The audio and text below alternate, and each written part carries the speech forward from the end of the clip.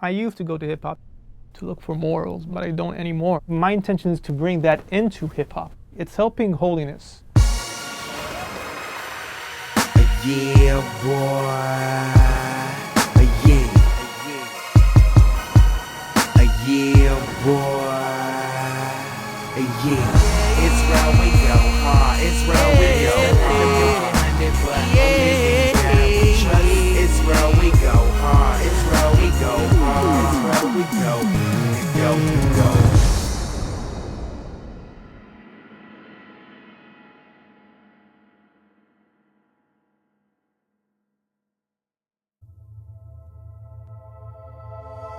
Tel Aviv is the thriving secular centre of Israel, but it's also home to an ultra-Orthodox Jewish community. Someone who has experienced both sides is Ohad Cohen, who was a young secular figure on the nascent Israeli rap scene, but over the last few years has become increasingly involved in Tel Aviv's Hasidic world. I first came across him when I saw this curious video of his that dissed the notorious then Iranian president Mahmoud Ahmadinejad. בכל דור ודור קם עלינו משוגע שלא רוצה אותנו בין עמי האדמה והקדוש ברוך הוא מצילנו מצרה אחרי שעות לגלויות וגם אופוריה אם כן חזרנו חזרה פה עד לטריטוריה של אבות אבותינו תקוותנו לא עבדה אז אחמדינג'אד אמרתי אחמדינג'אד אנחנו לא נברח אנחנו לא נפחד לא אחמדינג'אד תקשיב לי אחמדינג'אד אולי אתה צריך לרדת למקלט אחמדינג'אד אמרתי אחמדינג'אד אנחנו לא נברח אנחנו לא נפחד Safe man, Mike. Hey Mike, I'm Ohad. Pleased to meet you. You too. Good. I can see you're pretty religious, right? I try to be, yeah. What I'm here to find out is how your faith and rap combine. I got into hip hop early on. It caught my attention right away since I was a kid. And the faith part is just about me being a human being, fulfilling who I am. It's a great way to get your message across. I was just looking for the right message. Your values are clear, you know, so can you enjoy music that maybe you don't necessarily live by those values yourself? I love hip hop as an art form.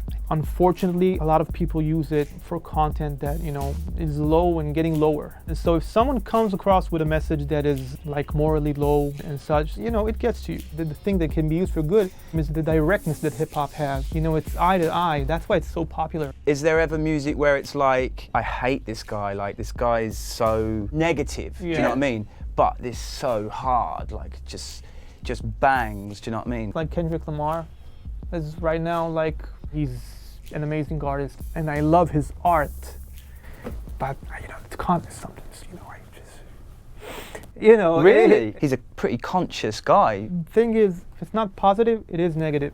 Like the saying goes, you know, if you're not part of the solution, you're a part of the problem. What is it in his message that you think is negative? The thing is, what do you consider positive? Positive to a lot of people in society would be just having fun and enjoying life and enjoying the moment. Yeah. And when we're thinking about positive, we're thinking about something that brings about the redemption. I used to go to hip-hop too to look for morals, but I don't anymore. Yeah. Because I draw that from sources which are way higher. My intention is to bring that into hip-hop. It's helping holiness. Yeah. Really, because you can get your message across faster, you can get it stronger. You can use everything in this world is made for a good purpose. It's just how you use it. Exactly. Like you can use a hammer to build, and you can use a hammer to destroy. It's just, you know, it's just the person using it.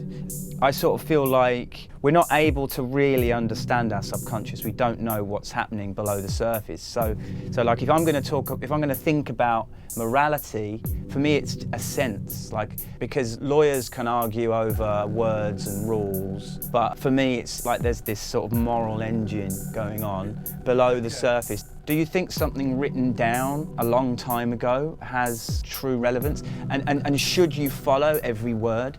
I'm so glad you touched on this. It's a common misconception. In Jewish eyes, it's not an Old Testament, it's an eternal testament. It's about bringing peace to the world. It's about respecting everyone. The source of it is divine. Are you making a beat now? This is a finished song. It's a song that deals with the nearing redemption. Should we have a listen? Yeah, sure. Yeah.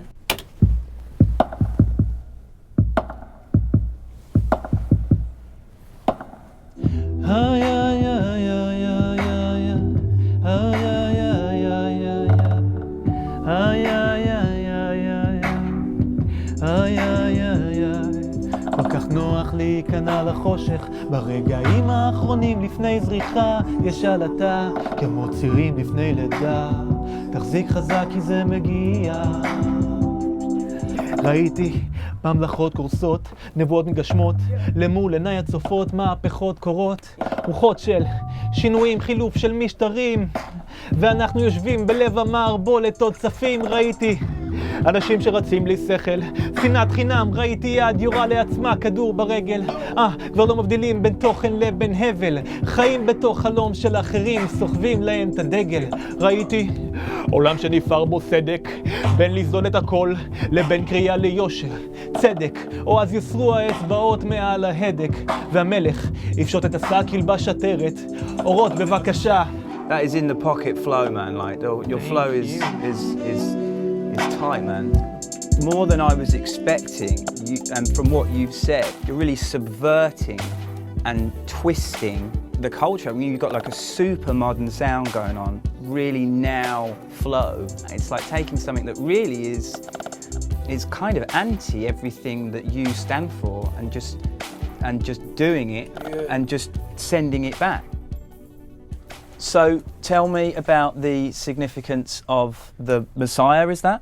This is the Messiah, Mashiach flag. At a certain point, Sidim felt we need a flag to express what we stand for. What we stand for is Mashiach, for the redemption. And the vinyl, that looks kind of like there's something's about to happen, right? That's actually the 6-day war broadcasts. This is an historical piece. For a miraculous piece, that maybe is... That may be I'd probably want to speak to my graphic designer and be like, maybe get some doves or you know, some like a doesn't look peaceful. It was miraculous because you're talking about a small country fighting, I don't know, like 5 armies, 6 armies, and a 6-day victory. It was amazing. People thought it was the end of it, you know? Yeah.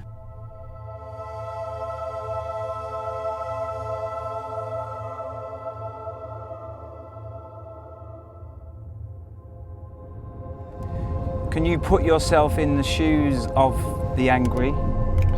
I mean, I try to, because what we see and hear, it all applies to us. You know, like the world is in struggle. Me, myself, I'm in struggle. Because, you know, you were saying with the 6-day war, with that vinyl cover, that was self-defense. I mean, because you were saying it was glorious. Yes, I've said it was a divine victory, yeah. You know, Solomon says, a time for peace, a time for war. Yeah. It's a time for everything. Yeah. So you got to know what time you're on, you know. When it's a time for war, you got to be at it. You got to be into it. But the ultimate objective is a time for peace. Do you know the Dam guys? Yeah, I know them. Yeah. I personally, I know them. And how do you feel about their message? You know, at a certain point, I think, at least Tamer, he started hanging less around the Israeli places and went more like on the international and pro-Palestinian stuff. So I haven't heard from him in a while. I would like to talk to him as a person. Because I mean, I really got on with him yesterday, and I really get on with you. You know, that's all I know. If I was to describe your message, it's one of peace. Whereas with the Dam guys, it was something needs to change. I think something needs to change too. There's a lot of things that are biased about this conflict and a lot of misconceptions that bring misery to everyone. Certainly considering the history that Jews went through prior to coming back to this land. Yeah. You know, it's a heavy history, you know, there's a lot of scars there. Do you feel like you have a responsibility specifically, aside from the message that everyone should get on? Do you think there are actual pragmatic things that need to be done? The problematic part about it is our connection to this land, our relation to this land is part of our heritage. It's part of this heavy heritage. Do you understand that other people feel like Jerusalem is their heritage? I'll tell you what, you're get this on tape because it's an important message. I mean, I think if we understand historically the roots of Jerusalem, we see that Jerusalem for 3,000 years, that's a lot of time, has been a Jewish capital, a place where the temple stood and the remains of it are still there. And it's not just something that happened, stopped, and we now like say, hey, you know what, we're trying to bring it back, because there was constant remain of Jews living in the land of Israel for 3,500 years. And the Jews that weren't here are praying 3 times a day towards Jerusalem. Yeah. Okay? To get back there. So things were getting pretty deep. But then we got to the Habad house in central Tel Aviv, where Ohad hangs out a lot and studies. It's where he met the rabbi who helped him work out how to marry his love of hip-hop with his messianic religious faith.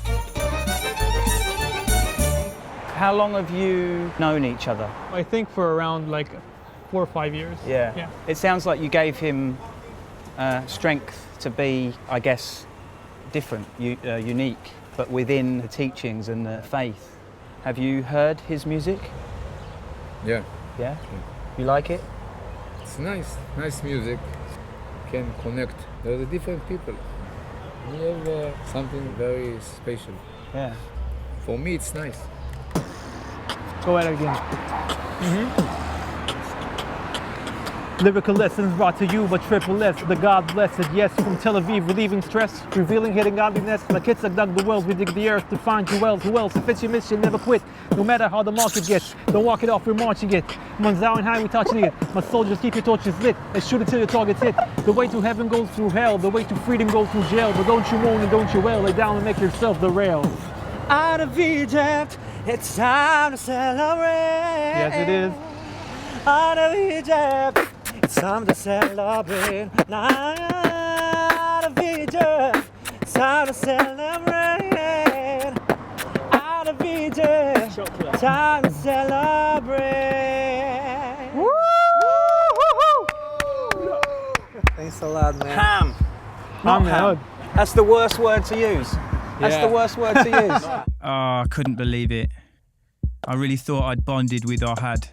We were having a great day. And then I dropped the H-bomb. I've definitely been inspired, if not necessarily by the religious texts they devote so much of their lives to studying, but certainly by the swag.